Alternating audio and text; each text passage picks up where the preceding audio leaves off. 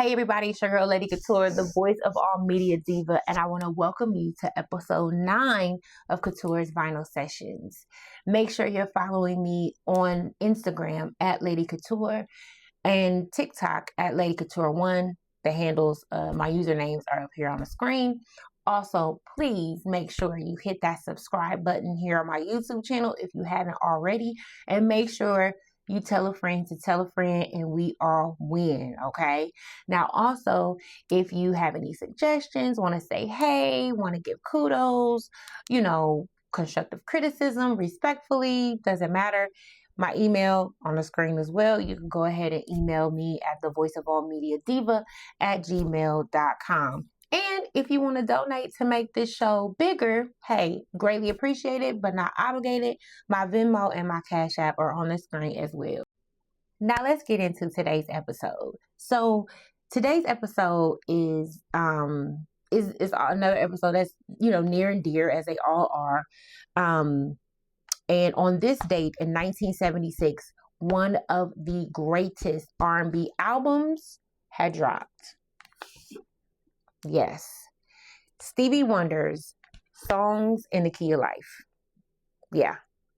Stevie Wonder Songs in the Key of Life. And this is really special to me because now I had to rebuy the vinyl of this because my mother had it, but somehow it got lost. And as a kid, growing up, I used to always go through her vinyl. My mother had crates and crates of vinyl and 45s and 8-tracks. But I would go through and I would always get this album, among others, but this was one of the ones I would get a lot of. And she would be like, "Oh, you go through my vinyl. Don't be going through my vinyl, blah, blah." But I would still do it. And so, of course, this is the double album. And it was like, basically, it was just taking me back. They had the lyrics in here as well. It was just taking me back to my childhood. And I always get emotional when I listen to Stevie Wonder song. And also, in this record, I don't think I can get it out. It's a 45 in here as well. And my mother had 45s with Stevie Wonder also. But I would have to say this album has no skips, of course. This album, a lot of hip hop artists have sampled from this album. A lot of R&B artists have done covers from this album. Let me see, I'm trying to think for the song As I'll Be Loving You Always. I know Anthony Hamilton and Marsha Ambrosius redid that one. Another one was Another Star. That's one of my favorites as well. Joy Inside My Tears, of course, Isn't She Lovely? Knocks Me Off My Feet, Pastime Paradise. That's where Coolio did that one. Village Ghetto Land, Have a Talk with God. I love that song. But this, again, on this date in 1976, it was a magnum opus of his career, and it featured, again, hits like I Wish and Sir Duke. It won a Grammy for Album of the Year and is notable for its cohesive lyrical themes, diverse instrumentation with over 130 musicians. What? Hold that. We're going to stop right there. 130 musicians. But you can literally, when I was reading that, and I'm like, okay, you can hear, like, he used a lot of different people. He worked with a lot of different people on this album. And also its cultural significance, earning it a diamond certification and induction into the Grammy Hall of Fame. That's amazing. And until this, when you drop any song from this album, whether you're at home, you're at a house party, you're in a club atmosphere, the crowd or the people still go crazy. He made this album and it's timeless. And that's why I tell people, when you are creating music, and I know some of them probably don't think like, okay, I'm going to make this, song or make this record that's going to, go to the end of time.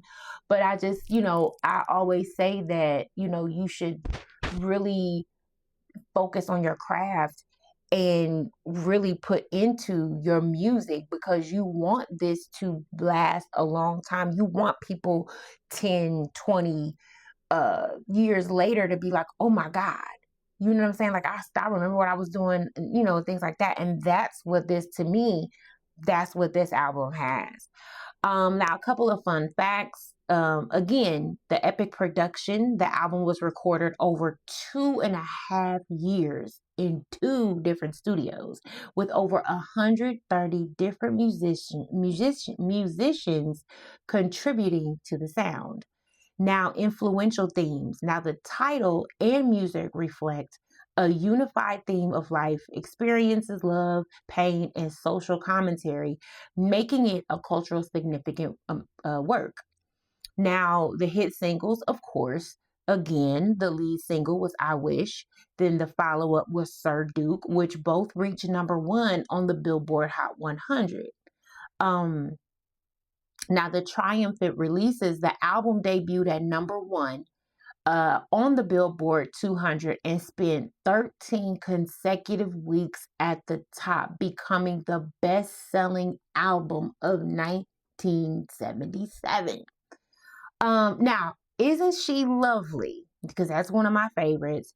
The origin. Now, the song Isn't She Lovely was written by Stevie Wonder to celebrate the birth of his daughter Aisha. And then a father's perspective here, Stevie Wonder himself stated that he was most happy with this album because it captured the experience of being a father at that time in his life. So this album basically is pretty much telling a story. Okay.